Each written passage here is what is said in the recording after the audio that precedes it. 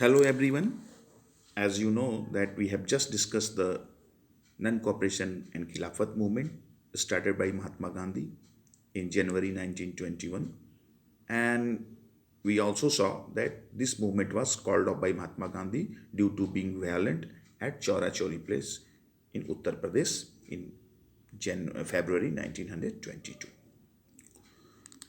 Then we had also discuss different strands within the movement. हम लोगों ने none corporation और खिलाफत मूवमेंट में चार अलग अलग धाराएं देखी थी, क्योंकि इस मूवमेंट में अलग अलग समाज के वर्गों ने भाग लिया था और पहली बार ये भारतीय स्तर पर एक ऐसा आंदोलन था जिसमें कि गांव से लेकर शहरों तक और जंगलों तक के जनजातियों समाज ने इसमें भाग लिया था. लेकिन सबका अपना अपना स्वराज का अलग अलग मीनिंग था और जैसे ही असहयोग आंदोलन उनके इलाके में फैलता था वो अपने तरीके से अपने ढंग से इस आंदोलन में भाग लेते थे और विरोध प्रदर्शन करते थे. तो हमने सबसे पहले देखा था कि शहरों में जो ये आंदोलन शुरू हुआ था तो मध्यम वर्ग शिक्षित वर्गों ने इसमें भाग लिया था और इसमें शिक्षक, विद्यार्थी, स्कूल के हेडमास्टर, प्रोफेसर, वकील सभी लोगों ने इसमें भाग लिया था और उन्होंने ब्रिटिश साम्राज्य के प्रतीक जितने भी सरकारी संस्थाएं थी, चाहे वो मतलब स्कूल हो, कॉलेज हो, कोर्ट हो, पुलिस हो, टेलीग्राफ ऑफिस हो या फिर आपका मतलब आर्मी हो, सबका इन्होंने बहिष्कार किया था. विदेशी वस्तुओं का भी बहिष्कार किया था. धीरे धीरे ये आंदोलन शहरों में धीमा पड़ने लगा था क्योंकि लोगों के पास कोई अल्टरनेट इंस्टीट्यूशन थी नहीं. भारतीय लोगों ने अपनी कोई संस्थाएं बनाई नहीं थी, अपनी कॉलेज, स्कूल, कोर्ट बनाया नहीं था. तो फिर धीरे धीरे वकील, छात्र, शिक्षक सभी लौटने लगे और चूंकि खादी काफ़ी महंगा होता था तो गरीब व्यक्ति इसको खरीद कर नहीं पहन सकते थे. मिल का कपड़ा सस्ता होता था, तो इसलिए ये आंदोलन धीरे धीरे शहरों में धीमा पड़ गया. फिर हम लोगों ने देखा था कि गाँवों में ये आंदोलन कैसे फैला. गाँवों में जो छोटे किसान थे वो किराए पर ज़मीन लेकर खेती करते थे और ज़मींदारों और ताल्लुकदारों को टैक्स देते थे. लेकिन ज़मींदार जो थे या ताल्लुकदार थे वो फसल बर्बाद होने पर या फसल ठीक नहीं होने पर भी मतलब छोटे किसानों से लेते थे टैक्स. तो वो इस तरह के बर्ताव से वो नाखुश थे छोटे किसान और वो अवध किसान सभा के मतलब तहत उन्होंने मेरठ में बड़े जमींदार और ताल्लुकदारों के विरुद्ध आंदोलन किया और उनका टैक्स में कमी और फिर उनका मतलब एक यह भी डिमांड था कि जो भी निर्दयी किसान हैं उनको नाई धोबी बंद का भी सुविधा मतलब नहीं दिया जाएगा, नाई धोबी की भी सुविधा उनको नहीं दी जाएगी. फिर हम लोगों ने देखा कि जैसे ही आंदोलन फैला तो छोटे छोटे किसान जो थे वो अपने दूसरे इरादे से इस आंदोलन में भाग लिए. उनका स्वराज का अलग ही अर्थ था. उन्होंने बड़े बड़े ज़मींदारों के घरों पर, बड़े बड़े किसानों के घरों पर, मार्केट प्लेसों पर हमला करना शुरू कर दिया. अनाज के गोदामें लूट ली, जो कि कांग्रेस और महात्मा गांधी के विचारधारा से बिल्कुल अलग थी. और छोटे वहाँ के स्थानीय नेताओं ने यह घोषणा शुरू कर दी कि अब गांधी राज आ रहा है और किसानों को कोई टैक्स नहीं देना है और ज़मींदारों से ज़मीन लेकर किसानों के बीच में बांट दी जाएगी. तो इस तरह से मतलब छोटे किसानों ने अवध में अपना विरोध प्रदर्शन किया था. उसके बाद हम लोगों ने देखते हैं कि मतलब जंगल में जनजातीय लोगों ने किस तरह से अपना विरोध प्रदर्शन किया. जंगल पर अपने विशिष्ट सरकार ने मतलब कड़े कानून लगा दिए थे. जनजाति लोग न उसमें अपना मवेशी चरा सकते थे जंगल में, न चारा ला सकते थे, न जलावन की लकड़ियाँ ले सकते थे, न खाने पीने के कंदमूल इकट्ठा कर सकते थे. तो जनजाति काफ़ी आक्रोशित थे. और फिर जब जनजातियों से अंग्रेज सरकार रोड बनवाने लगी, बेगार करवाने लगी, मुफ्त में बिना पैसा के काम करवाने लगी, तो वो आंदोलित थे और इस आक्रोश को एक आंदोलन का रूप दिया था अल्लू सीतारमन राजू ने गुड्डम की पहाड़ियों में आंध्र प्रदेश में. तो यह एक हिंसात्मक तरह का आंदोलन था. अल्लू सीतारामन राजू कहते थे, मैं गांधी जी से बहुत प्रभावित हूँ. वो खादी पहनने की बात करते थे, शराब का भी वो विरोध करते थे. लेकिन गांधी जी किस विचारधारा से कि वो भारत की आज़ादी गांधी जी कहते हैं हम अहिंसा से लेंगे, लेकिन अल्लू सीतारामन राजू का यह विचार नहीं था. वो का मानना था कि हिंसा के बल पर ही आज़ादी मिल सकती है. इसलिए वो पुलिस थानों और पुलिस अफसरों पर, ब्रिटिश पुलिस अफसरों पर आक्रमण करते थे. बाद में उनको अंग्रेजी सरकार, वो अपने आप को एक काफ़ी मतलब अलग व्यक्तित्व का व्यक्ति बताते थे. उनको कहते थे दैवी शक्तियाँ प्राप्त हैं, गोली उनका कुछ बिगाड़ नहीं सकती है.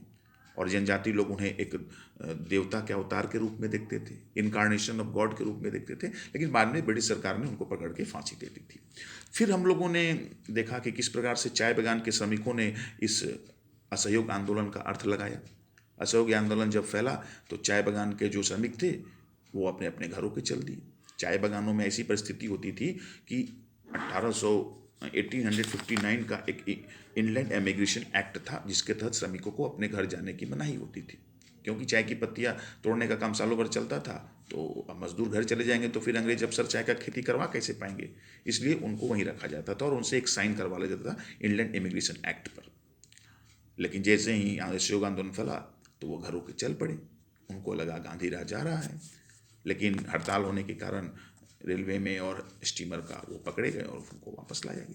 तो इस प्रकार से हम देखते हैं कि असहयोग आंदोलन में अलग अलग धाराएं थी और अलग शहरों में, गांवों में, जनजातीय क्षेत्रों में, सभी जगहों ने इसमें बढ़ चढ़ कर हिस्सा लिया था। लेकिन उसमें एक यही बात थी कि सबका थोड़ा सा स्वराज का अलग अलग मीनिंग था और अपने अपने ढंग से उन्होंने उसमें भाग लिया। लेकिन एक भारतीय स्तर पर एक बहुत बड़ा आंदोलन जो जिसमें सभी सामाजिक वर्ग के लोग शामिल हुए, ये पहला आंदोलन था जिसका नाम था असहयोग आंदोलन। और मुस्लिम समाज भी इसमें शामिल हुआ था, क्योंकि पूरा नाम था खिलाफत और असहयोग आंदोलन, जो कि जनवरी 1921 में शुरू हुआ था। लेकिन फरवरी 1922 में इन आंदोलन को गांधी जी ने वापस ले लिया, क्योंकि उत्तर प्रदेश में चौरी चौरा नामक स्थान पर यह आंदोलन हिंसक हो गया। पुलिस थाने में आग लगा दी गई आंदोलनकारियों द्वारा और 22 पुलिसकर्मी मारे गए। तो गांधी जी का तो विचार बिल्कुल इसके अलग था, वो हिंसात्मक आंदोलन चाहते ही नहीं थे। तो उन्होंने इस आंदोलन को वापस ले लिया और उनकी यह विचार था कि अभी भी सत्याग्रहियों को थोड़ा ट्रेनिंग की जरूरत है, वो हिंसा पर न उतारो। इसके बाद आता है जो अगड़ा बला आंदोलन भारत में गांधी जी के द्वारा, उसका नाम पड़ता है non cooperation civil disobedience movement, सविनय अवज्ञा आंदोलन। अब ये सविनय अवज्ञा आंदोलन क्या है और कब शुरू हुआ, और इसके शुरू होने से पहले भारतीय स्वतंत्रता संग्राम की कुछ प्रमुख घटनाएं क्या क्या हैं, उसको हम लोग देख लें। सबसे पहले आता है स्वराज पार्टी का निर्माण। तो जनवरी 1922 में जब महात्मा गांधी ने असहयोग आंदोलन को वापस ले लिया, तो कांग्रेस के अंदर कुछ जो नेता थे वो अब गांधी जी के इस तरह के निश्चय से काफ़ी थक गए थे कि गांधी जी बार बार आंदोलन शुरू करते हैं, चाहे रौलिक सत्याग्रह हो फिर उसको वापस ले लेते हैं, असहयोग आंदोलन हो फिर उसको वापस ले लेते हैं। तो वो अब एक दूसरे तरीके से ब्रिटिश साम्राज्य का विरोध करना चाहते थे। इंडियन गवर्नमेंट एक्ट 1990 के द्वारा भारत में प्रांतीय काउंसिलों का, परिषदों का चुनाव होने वाला था और वो चाहते थे, कांग्रेस के कुछ लीडर मोतीलाल नेहरू और CR दास जैसे, मोतीलाल नेहरू और चित्तरंजन दास जैसे नेता ये चाहते थे कि वो प्रांतीय इलेक्शन में भाग लें और जीत कर जाएं और ब्रिटिश सरकार का विरोध काउंसिल के भीतर से करें, वहाँ रिफॉर्म की बात करेंगे और वहाँ कांग्रेस सरकार के सामने अपने पक्षों को, मांगों को रखेंगे और उनको यह मनवाने के लिए मजबूर करेंगे कि आपका जो शासन का तरीका है अवैध है, डेमोक्रेटिक नहीं है। लेकिन कांग्रेस, तो उन्होंने अपना स्वराज पार्टी बना लिया। क्या बनाया? Many political leaders suggested that idea of fighting the Britishers from with in the legislative council. बहुत सारे कांग्रेस के लीडर ने ये सोचा कि ब्रिटिश सरकार का विरोध करना है तो विधान परिषद में चुनकर जाएं और फिर सरकार का अंदर से प्रतिरोध करें। CR Das and Motilal Nehru form Swaraj party in 1922। Leaders like Jawaharlal Nehru and Subhash Chandra Bose press for a more radical legislation. लेकिन जो थोड़ा सा उग्र विचार के कांग्रेस में थे, जैसे जवाहरलाल नेहरू और सुभाष चंद्र बोस, वो इनके विचारों से सहमत नहीं थे।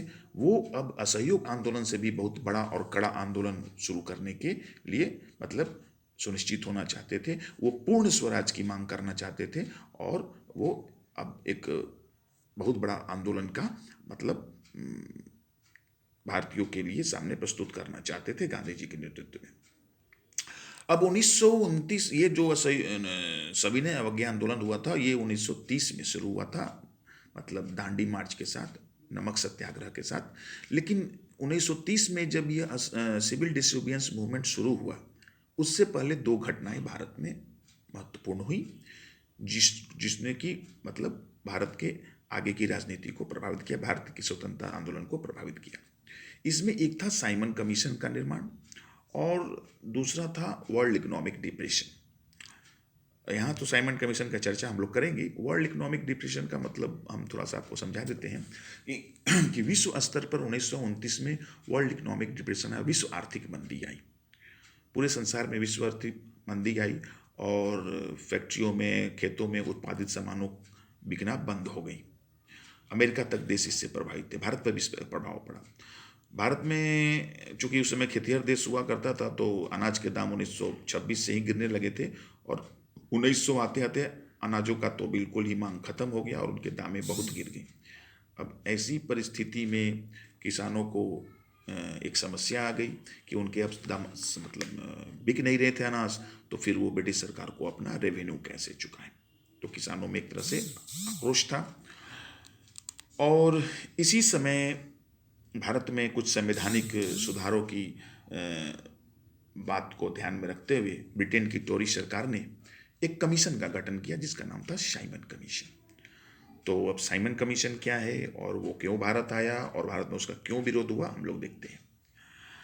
The Indian members of the Central Legislative Assembly exposed some drawbacks in the Government of India Act of 1999। तो अब हम जानते हैं कि भारत में ब्रिटेन की पार्लियामेंट से सरकार चलता था। भारत का नियंत्रण ब्रिटेन से किया जाता था, ब्रिटिश पार्लियामेंट के द्वारा, और ब्रिटेन का एक प्रतिनिधि जो कि भारत का हेड होता था शासन का, उसे वायसराय कहते थे। तो ब्रिटेन सरकार भारतीय लोगों को बीच बीच में संवैधानिक सुधारों के लिए उनको थोड़ा सा स्वशासन देने के लिए कुछ कुछ कानून भी बनाती थी और उन्हें लागू भी करती थी। तो इसी क्रम में एक Indian government of India act 1919 पास हुआ था। इस कानून में कुछ कमियां थी, तो इस कमियों को सुधारने करने के लिए टोरी गवर्नमेंट ने 1927 में एक कमीशन का निर्माण किया to suggest any further reforms. The commission consisted of 7 members and its chairman was Sir John Simon। तो ये कमीशन जो था इसमें 7 सदस्य थे और इसके जो हेड थे, चेयरमैन थे सर जॉन साइमन, लेकिन इसमें कोई भी भारतीय सदस्य नहीं था। तो भारतीय लोगों के लिए संवैधानिक सुधार की बात करने के लिए कमीशन बना था और उसमें कोई भारतीय ही ना हो, उनका कोई विचार ही ना लिया जाए, तो लाजमी है भारतीय इसका विरोध करेंगे। जब ब्रिटिश गवर्नमेंट अपने हिसाब से सुधार करेगी तो वो तो भारतीय के लिए उतना मुकम्मल काम तो कर नहीं पाएगी। तो Indian boycotted it as they were no Indians member in it. Moreover there was no indication of swaraj which was the first priority of the Indians. अब चूंकि भारतीय स्वतंत्रता आंदोलन और महात्मा गांधी और कांग्रेस पार्टी का यही विचार था कि भारतीयों को स्वशासन मिले, जो शासन अंग्रेज सरकार कर रही है वो भारतीयों को मिले, तो उससे कम वो अब चाहते नहीं थे। और उसी क्रम में अंग्रेज सरकार भी भारतीय के आक्रोश को, भारतीय लोगों के आंदोलन को कुछ संवैधानिक सुधार करके उनको शांत रखना चाहती थी। लेकिन अब ये जो संवैधानिक सुधार के लिए कमीशन आया था, इसमें तो कोई भारतीय था ही नहीं। तो इस कमीशन का भारतीयों ने बहिष्कार किया। When this commission arrived in 1928, it was met with the demonstration with banners। तो जैसे ही ये कमीशन आया, इसको काले झंडे दिखाएंगे, इसका विरोध किया गया, साइमन गो बैक के नारे लगाएंगे। उसके बाद होता है एक महत्वपूर्ण घटना 1929 का लाहौर कांग्रेस। अब ये लाहौर कांग्रेस क्या है? तो जैसा कि मैंने पहले बताया कि सी आर दास और मोतीलाल नेहरू प्रांतीय इलेक्शन में लौट गए, प्रांतीय इलेक्शन के चुनाव में भाग लिया और वहाँ पर जीत करके ब्रिटिश सरकार में संवैधानिक सुधारों के लिए काउंसिल से अपना मांगे रखना शुरू करने की सोची थी। लेकिन जो उग्र विचारधारा के थे जवाहरलाल नेहरू और सुभाष चंद्र बोस, उनको पूर्ण स्वराज से बिल्कुल कुछ पसंद नहीं था। तो उन्होंने इसके लिए एक बड़ा आंदोलन शुरू करने की उन्होंने नीति रखी थी गांधी जी के नेतृत्व में। तो इसके लिए कांग्रेस का 1929 में लाहौर में एक सेशन हुआ। ये सेशन क्यों खास है? The Congress session was held at Lahore in 1929 under the presidentship of Jawaharlal Nehru following decision. तो लाहौर सेशन में जवाहरलाल नेहरू के नेतृत्व में एक कांग्रेस का बैठक हुई और उसमें निम्नलिखित निर्णय लिए गए। क्या लिए गए?